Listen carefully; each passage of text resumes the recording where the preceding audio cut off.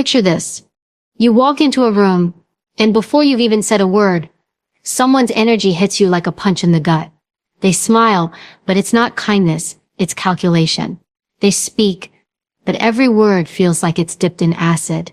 And for some reason, you feel smaller. Now here's the truth. No one tells you. Toxic people are not rare. They're everywhere. They can be in your office, in your friend group, even sitting at your family dinner table. Some are loud and obvious. Others, they're subtle. They smile while they chip away at you, piece by piece. I'm going to ask you something uncomfortable. How many opportunities in your life have you lost? Not because you weren't good enough, but because you allowed the wrong person to take up space in your mind. How much time have you wasted replaying someone's words over and over in your head, like a bad song you can't turn off? If you've ever walked away from a conversation feeling drained, doubting yourself, or even angry without knowing why, then you've been poisoned. And here's the scary part. Most people don't even realize it's happening until the damage is done. But here's the good news. I'm going to show you the smartest way to deal with toxic people. Not the loudest way. Not the most dramatic way. The smartest, the way that lets you keep your power, your peace, and your self-respect every single time.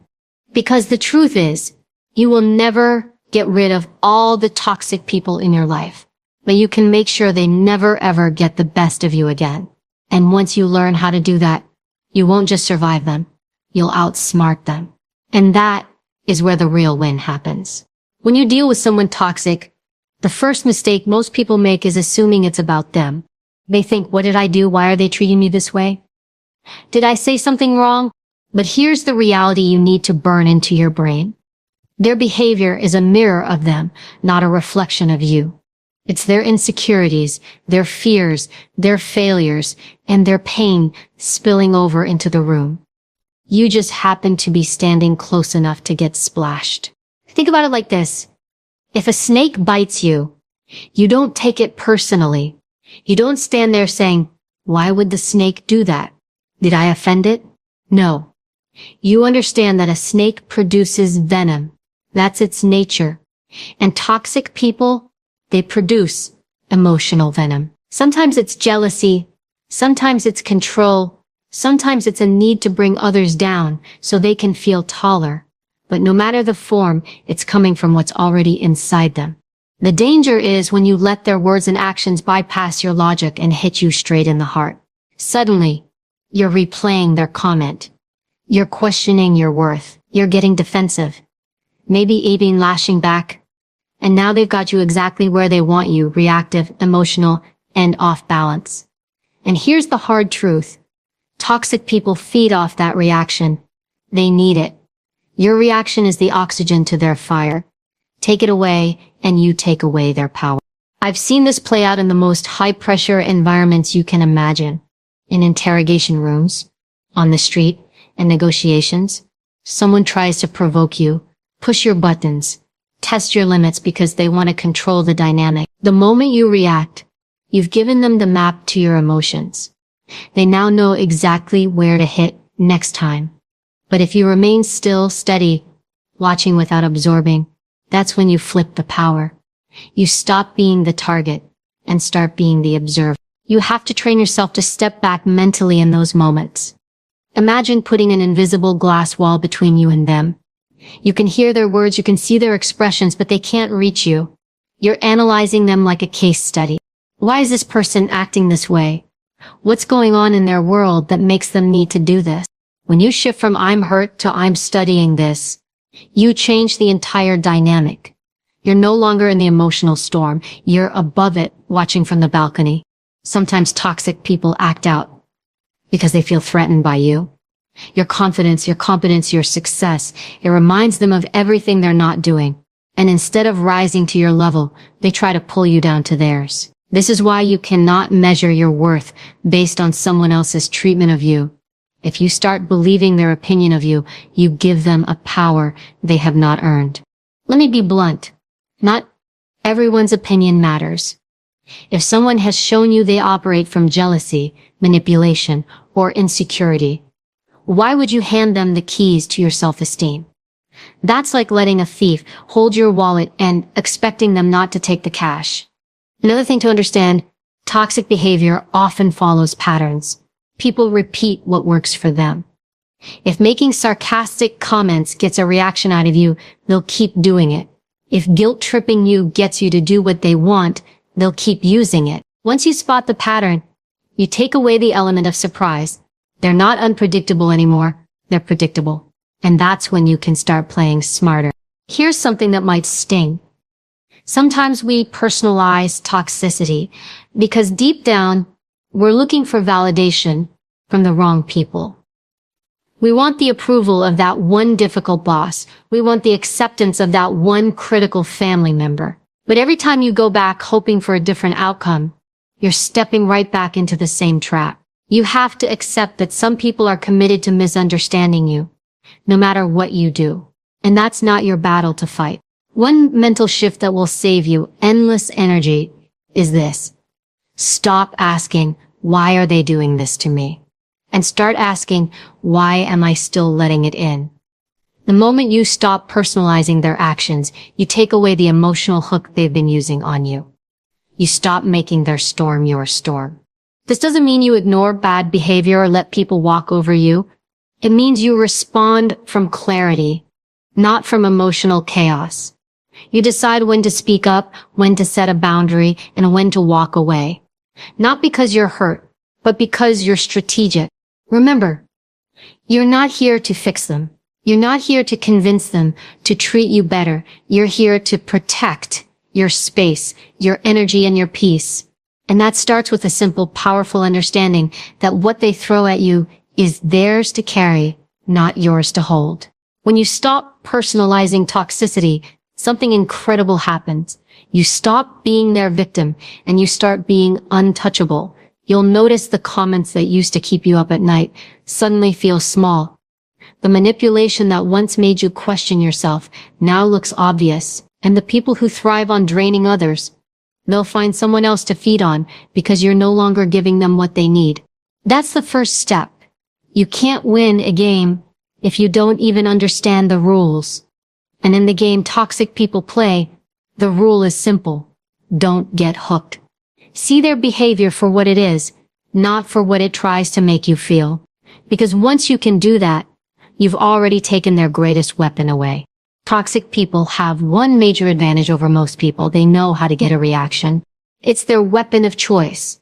They prod, they poke, they say something designed to get under your skin, and the moment you snap, defend yourself, or get flustered, they've won.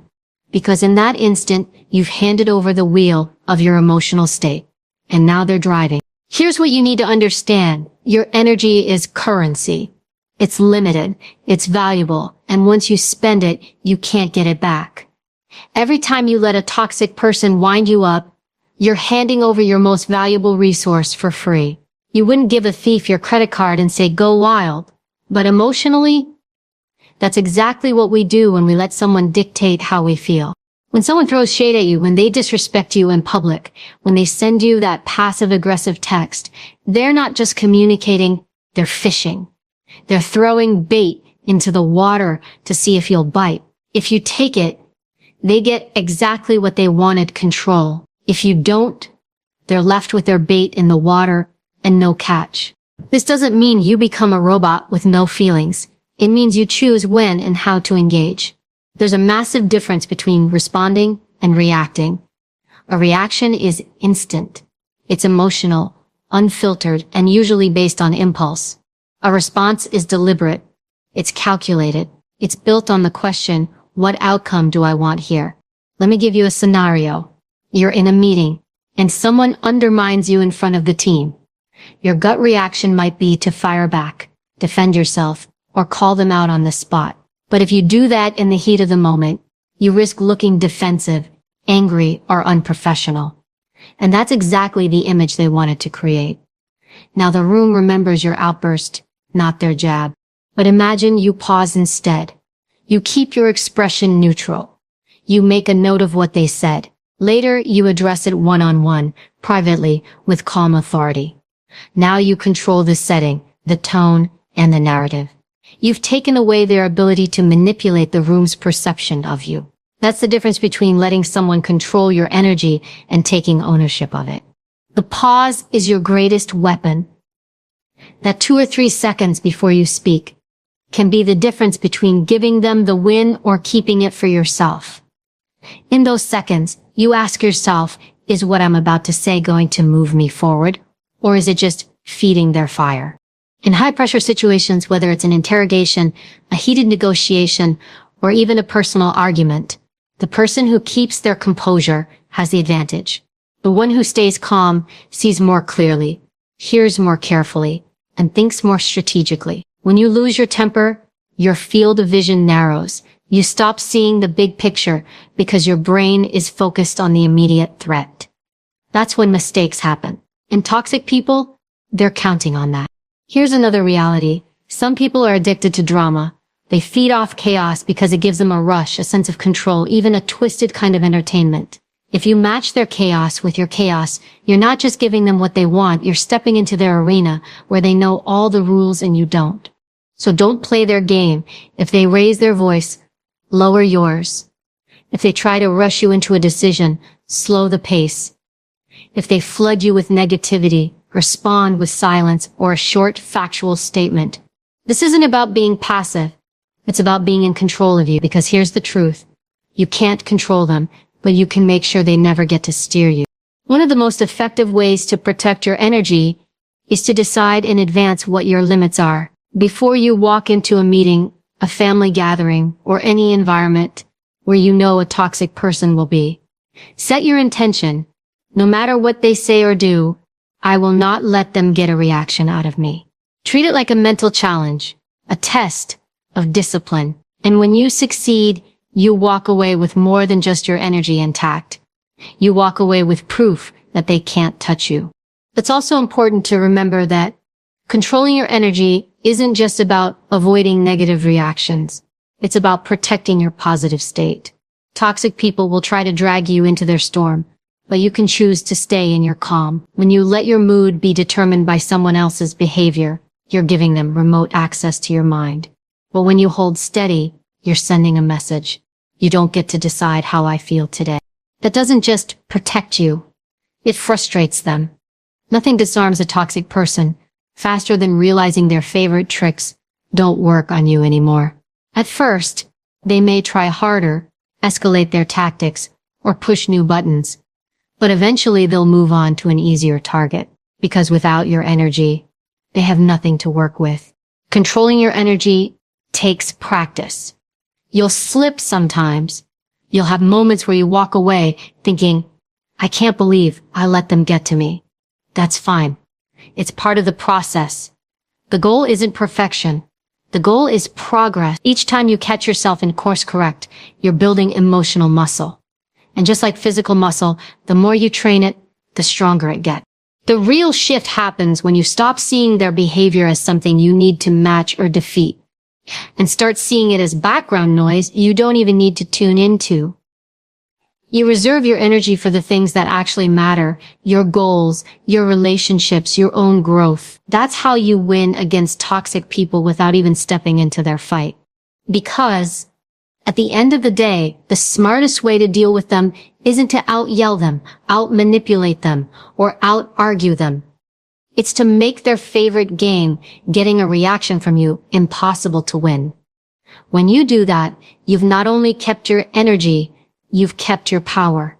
And that's something no one can take from you unless you hand it over. Boundaries are not walls to keep the whole world out.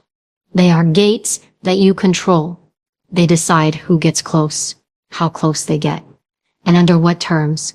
Without them, you're essentially leaving the door to your life wide open and hoping no one with bad intentions walks in. But here's the reality.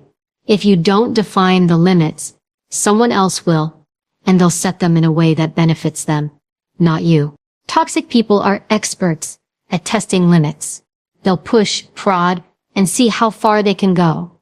The first time they cross the line, if you say nothing, they take note. They see it as permission. And next time, they'll push further. This is why boundaries can't be vague. They have to be clear, firm, and consistently enforced. Because if you give an inch, you don't just lose an inch, you set a precedent. Boundaries are not about changing the other person's behavior. They are about controlling access to you. Think of yourself as a valuable property. You wouldn't let just anyone wander into your home, open your fridge, and take whatever they want. So why let just anyone wander into your mind, your emotions, and your time? Your energy is more valuable than anything you own, and yet people guard their possessions better than they guard their mental space. A lot of people struggle with boundaries because they're afraid of being seen as rude, difficult, or selfish. That fear is exactly what toxic people use to their advantage. They rely on your need to be liked, your hesitation to cause conflict, your tendency to over-explain yourself. But here's a truth that will change your life. Setting a boundary is not an act of aggression. It's an act of self-respect.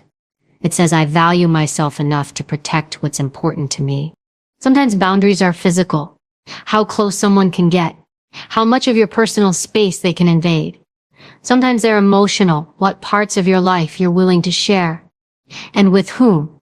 And sometimes they're about time. How much of it you give and when. For example, if someone constantly calls you at night to unload their problems, and you answer every time, you're teaching them that your peace has no closing hours. But if you start letting the phone go to voicemail after a certain hour, you're sending a new message. My time has limits. The tricky part is that boundaries will always be tested. Some people test them accidentally, not realizing they've crossed a line. Others test them deliberately, just to see if you're serious. And when you enforce that boundary, they might get angry, defensive, or try to guilt you into bending it. This is the moment where most people fold. They think, maybe I'm being too harsh. Maybe I should just let it go this time. But the moment you give in, you've trained them that your boundaries are negotiable. You have to be willing to let people be uncomfortable with your limits. Not everyone will like them. Some will call you cold, unapproachable, or stubborn. That's fine. You're not setting boundaries to make other people happy. You're setting them to protect your own mental and emotional well-being. The people who truly respect you will adjust. The ones who don't, they were only benefiting from your lack of boundaries in the first place. There's also a quiet confidence that comes with clear boundaries. You stop feeling the need to over-explain yourself. You stop seeking approval for your decisions. You simply act in alignment with your standards. You say no without a long story attached. You decline without apologizing for existing. That simplicity sends a strong message. I'm in control of my life. I've seen this play out in professional environments over and over. The person with weak boundaries ends up with all the extra work, all the late night calls, all the stress that wasn't theirs to begin with. The person with strong boundaries is still respected, but they're respected more. Why? Because when you respect your own limits, others are more likely to respect them too. It's the same in personal relationships. If someone constantly criticizes you, makes cutting jokes at your expense, or violates your trust and you keep allowing it, you're teaching them that your comfort is negotiable. But the first time you calmly say, I'm not okay with that, and then follow through by stepping back if it happens again, you're teaching them that your comfort is a condition for being in your life. Boundaries also work as a filter. They reveal who belongs in your circle and who doesn't. The people who push against your boundaries, argue with them, or try to tear them down are showing you that they don't respect you. And that's not someone you need close. The ones who adjust without drama, those are the people worth keeping. But here's the key. A boundary is only as strong as your willingness to enforce it. It's not enough to declare it. You have to act on it. If you tell someone, don't speak to me like that, but then let them do it again with no consequence, you've just taught them that your words have no weight. A boundary without enforcement is just a suggestion. At first, this might feel unnatural, especially if you've been a people pleaser your whole life. You might feel guilt, doubt, or discomfort. That's normal. You're breaking old patterns and building new ones. Over time, enforcing your boundaries will become second nature. And you'll notice something powerful. Toxic people will start disappearing from your life. Not because you've chased them away, but because they can no longer operate in an environment where they can't cross lines without consequence. The invisible fence you build with boundaries is not meant to isolate you. It's meant to keep your space safe enough for the right people to come in. And the right people won't just accept your boundaries, they'll appreciate them because healthy people have boundaries of their own. When you commit to your boundaries, you're making a declaration, I am not available for disrespect. I am not available for manipulation. I am not available for chaos that I did not create. And that declaration doesn't just keep toxic people in check. It transforms how you see yourself. You stop operating from defense and start operating from self-respect. Once you have that invisible fence in place, the next step is knowing when to step back entirely. And that's where strategic disengagement comes in. Because sometimes the smartest way to win against a toxic person is to not play at all. Sometimes the smartest move you can make is no move at all. That's hard for a lot of people to accept because we live in a world that tells us we need to confront everything, prove our point, get the last word. But here's the truth. Not every battle is worth fighting. Not every provocation deserves your energy, and not every toxic person needs to be corrected, exposed, or taught a lesson. In fact, trying to do so often pulls you exactly where they want you, into the mess. Strategic disengagement is about recognizing when continuing the interaction serves no purpose except to drain you. It's not weakness, it's not avoidance, it's the discipline to choose where you invest your time and emotional resources. When you disengage strategically, you're making a calculated decision that the outcome of this exchange will cost you more than it's worth. And the moment you decide that, you take back control. Here's the problem with always engaging. Toxic people are masters at twisting the narrative. You call them out and suddenly they're the victim. You defend yourself and they claim you're overreacting. You try to reason with them and they distort your words until you barely recognize what you said. In these situations, every word you say becomes another weapon in their hands. Sometimes the only winning move is to put the weapon down by saying nothing at all. Disengagement doesn't always mean physically walking away, although sometimes it does. It can also mean mentally stepping back. You can sit in the same room as someone and still disengage by refusing to participate in their games. You stop feeding the conversation with emotional fuel. You answer with short, factual statements. You let their bait hang in the air without biting. You take away the satisfaction they get from pulling you into their drama. Think of a toxic interaction like a fire. Every time you explain, defend, argue, or react, you're tossing in more wood. Without that fuel, the fire eventually burns out. Some people can't stand that. They'll push harder, raise their voice, throw out insults, or escalate just to get you back in. That's where your resolve is tested.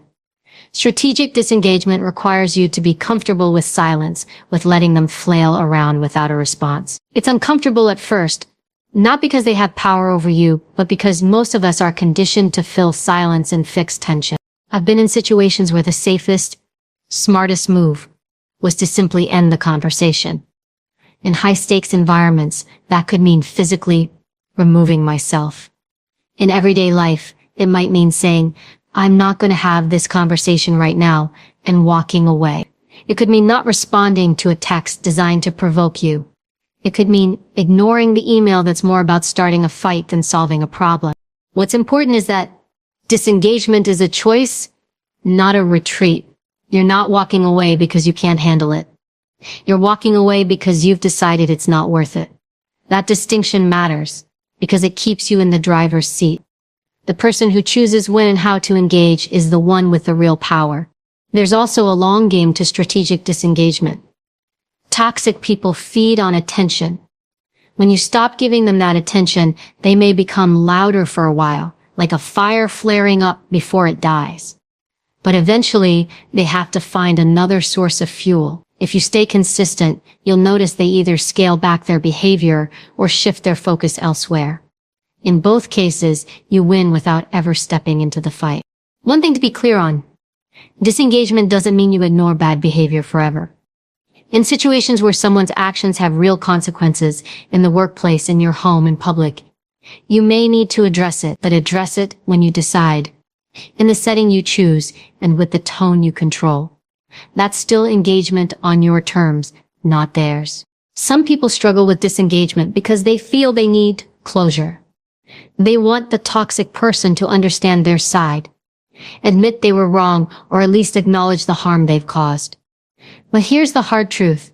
Closure doesn't come from them. It comes from you deciding that their understanding is not required for your peace. When you stop expecting them to get it, you free yourself from the trap of chasing validation they'll never give. Another trap is the belief that if you don't stand up to them right now, you're letting them win. But here's the thing. Toxic people measure winning by how much of your time, attention, and energy they can consume. By refusing to give them that, you're not losing, you're starving their game. Sometimes the quiet walk away is the loudest statement you can make. This approach can also be a shield for your mental and emotional well-being. Disengaging before you reach the point of frustration or anger protects you from saying or doing something you'll regret. It keeps you from stooping to their level. It preserves your energy for the fights that actually matter, the ones that lead to progress, not just exhaustion. The real challenge in mastering strategic disengagement is knowing when to deploy it. That comes with self-awareness. Pay attention to your body in these interactions. Are your shoulders tensing? Is your heart rate climbing? Are you starting to repeat yourself or raise your voice? Those are signs you're about to cross from control into reaction, and that's your cue to step back. With practice, you'll start spotting these moments earlier. You'll see the bait before it's even thrown. You'll hear the shift in tone that signals the conversation is turning into a trap. And instead of falling in, you'll choose to step out. The first few times, it might feel unnatural. But the more you do it, the more you'll realize the power in restraint. Because in the end, the smartest way to deal with toxic people isn't always to outwit them in the moment. It's to remove yourself from their board entirely. You can't lose a chess game if you never sit down at the table. And when you master that, you stop playing their game altogether and start winning your own. Becoming untouchable doesn't mean you won't face toxic people anymore. It doesn't mean life will suddenly get easier or that no one will ever try to get under your skin again. What it does mean is this. No matter what they throw at you, it won't stick. You'll have built yourself into someone so grounded, so secure, so confident in who you are that their words, their games, and their energy simply bounce off. Most people approach toxic situations by focusing on controlling the other person. They think, if I can just get them to see reason, if I can make them change, if I can explain myself better, then it will stop. But that's like trying to control the wind. Exhausting, frustrating, and completely out of your hands. The smarter approach is to strengthen yourself so much that the wind doesn't knock you over. Inner fortitude starts with knowing exactly who you are and what you stand for. If your sense of self depends on other people's approval, you're vulnerable. Every insult, every judgment, every sideways comment becomes a threat to your identity. But if you've done the work to define your own worth, you stop outsourcing your value to people who haven't earned the right to shape it. This work isn't glamorous. It's built in the daily habits no one sees, showing up for yourself even when no one's watching, keeping promises to yourself, holding yourself accountable, setting goals, and actually following through. Every time you follow through on something you said you'd do, you're telling yourself, I can trust me. And the more you trust yourself, the less you need anyone else's validation. Confidence is a side effect of self-respect. It's not about walking into a room and thinking you're better than everyone. It's about walking into a room and not needing to compare yourself to anyone at all. That's what makes you untouchable. You're not in competition with them. You're not trying to prove anything to them. And you're not seeking anything from them, which means they have no leverage. Toxic people thrive on finding cracks in your armor. If you're insecure about your abilities, they'll question your competence. If you're sensitive about your appearance, they'll make little digs about it. If you're unsure of your decisions, they'll plant seeds of doubt. Inner fortitude means closing those cracks. Not by pretending you have no weaknesses, but by owning them. When you own your flaws, they stop being weapons anyone can use against you. Part of building this resilience is exposing yourself to challenge on purpose. Too many people avoid discomfort, but growth lives there. The more you push yourself in controlled, intentional ways, whether it's in your fitness, your learning, your work, the more you train your mind to handle pressure. And when you've trained under pressure, the everyday provocations from toxic people feel small in comparison. It's also about emotional discipline. You can't be untouchable if you're controlled by every feeling that passes through you. That doesn't mean shutting your emotions off. It means learning to feel them without letting them dictate your actions. Anger, frustration, disappointment. These are all normal responses. But you get to decide whether they run the show. When you pause before you speak, when you take a breath before you respond, you're reminding yourself that you are in charge, not your impulses. Another layer of fortitude comes from the company you keep. If you're surrounded by people who drain you, doubt you, or disrespect you, you're constantly patching holes in your energy. But when you choose to spend your time with people who push you to grow, who encourage you, who hold you accountable in a healthy way, you're building a support system that reinforces your strength. No one is completely self-sufficient. Even the most resilient people have allies, mentors, or friends who remind them of who they are when they forget. You also have to get comfortable with the fact that not everyone will like you. In fact, the stronger you become, the more you'll trigger some people, especially those who benefit from others being weak or compliant. Your growth might make them uncomfortable, and they might try to pull you back down to where they feel safe. That's not your problem. The goal isn't to be universally liked. The goal is to be respected by yourself. The most untouchable people I've met share one common trait. They don't argue with reality. They don't waste energy wishing toxic people were different.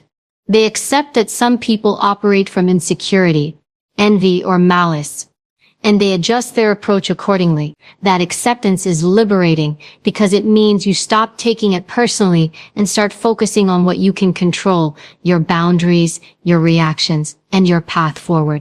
Inner fortitude isn't about being cold or unfeeling. It's about having such a solid foundation that you can be kind without being exploited, generous without being drained, and open without being naive. It's about knowing that even if someone disrespects you, it doesn't shake your self-worth. Even if someone lies about you, it doesn't alter the truth. Even if someone tries to undermine you, it doesn't touch your capability. This strength is built over time through small, consistent choices. Every time you stand up for yourself, you reinforce it. Every time you walk away from something that doesn't serve you, you reinforce it. Every time you choose your peace over your pride, you reinforce it. One day you'll realize you're not just surviving toxic people anymore. You're operating in a way where their power over you is gone entirely. When you reach that point, dealing with toxic people stops being a constant battle. You see them, you recognize the patterns, and you handle it without losing your center. You no longer feel the need to defend yourself to them or prove anything. You know exactly who you are, what you stand for, and what you will and will not accept. And when you stand in that place, there's nothing they can take from you. That's what it means to be untouchable. Not that the world changes, but that you've built yourself into someone who moves through it with strength, clarity, and unshakable self-respect. And once you've got that, you'll never go back to giving your power away again. At the end of the day, toxic people are not the problem you need to solve. They are the reality you need to navigate. You can spend your life trying to change them, trying to win them over, trying to prove them wrong. Or you can take the smarter route. You can master yourself. When you understand that their behavior is about them, you stop taking it personally. When you control your energy, you stop giving them access to your emotions. When you set and enforce boundaries, you decide who gets a seat at your table. When you disengage strategically, you refuse to be dragged into battles that aren't worth your time. And when you build inner fortitude, you reach the point where they can't touch your peace, your confidence, or your purpose.